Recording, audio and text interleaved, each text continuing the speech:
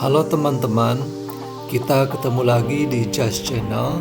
Di video kali ini saya akan menjelaskan kembali kepada teman-teman seputar tahapan sidang perceraian di pengadilan agama, khususnya untuk agenda pembuktian sampai dengan pembacaan putusan.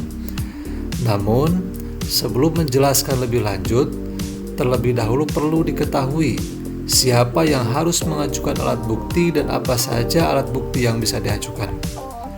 Perihal beban pembuktian, berdasarkan pasal 163 HIR dan pasal 283 RPG, setiap orang yang mengaku mempunyai suatu hak atau menunjuk suatu peristiwa untuk meneguhkan haknya itu atau untuk membantah hak orang lain, wajib membuktikan adanya hak itu atau kejadian yang dikemukakannya itu. Dengan demikian, apabila dalil gugatan penggugat dibantah oleh tergugat, maka penggugat wajib membuktikan dalil gugatannya dan tergugat wajib membuktikan dalil bantahannya. Lalu, apa saja sih alat bukti yang bisa diajukan oleh penggugat dan tergugat? Jenis-jenis alat bukti dalam hukum acara perdata diatur dalam pasal 164 HIR, pasal 284 RBG, dan pasal 1866 KUH Perdata. Berdasarkan ketentuan tersebut, jenis-jenis alat bukti dalam hukum acara perdata terdiri dari bukti tertulis, saksi, persangkaan, pengakuan, dan sumpah. Dalam tahap pembuktian, umumnya penggugat akan diberikan kesempatan pertama untuk mengajukan alat bukti.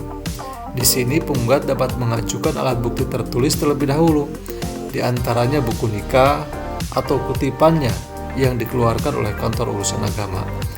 Selain buku nikah, penggugat dapat juga mengajukan bukti identitas diri atau KTP dan akta kelahiran anak jika gugatan cerainya digabung dengan gugatan hak asuh anak. Bukti tertulis tersebut harus difotokopi dan terhadap fotokopinya harus dilakukan pemeteraian sejumlah Rp10.000 sesuai maksud pasal 3 ayat 1 dan pasal 5 Undang-Undang Nomor 10 Tahun 2020. Serta harus pula disahkan oleh pejabat pos sesuai maksud pasal 22 ayat 1 Peraturan Menteri Keuangan Nomor 134/PMK.03/2001. Selain membawa fotokopi bukti tertulis yang telah dilakukan pemeteraian, penggugat harus pula membawa aslinya untuk dilakukan pencocokan antara fotokopi yang diajukan dengan aslinya. Setelah bukti tertulis selesai, penggugat dapat mengajukan alat bukti saksi. Dan berdasarkan pasal 145 IR serta pasal 172 RPG, ada beberapa orang yang tidak dapat didengar keterangannya sebagai saksi. Pertama, keluarga sedarah dan keluarga semenda menurut keturunan yang lurus dari salah satu pihak. Kedua, suami atau istri salah satu pihak meskipun telah bercerai. Ketiga, anak-anak yang umumnya tidak diketahui dengan benar bahwa mereka sudah berumur 15 tahun. Dan keempat, orang tua walaupun kadang-kadang ingatannya terang. Saksi yang harus diajukan oleh penggugat ini minimal berjumlah 2 orang atau 1 orang saksi ditambah dengan alat bukti yang lain.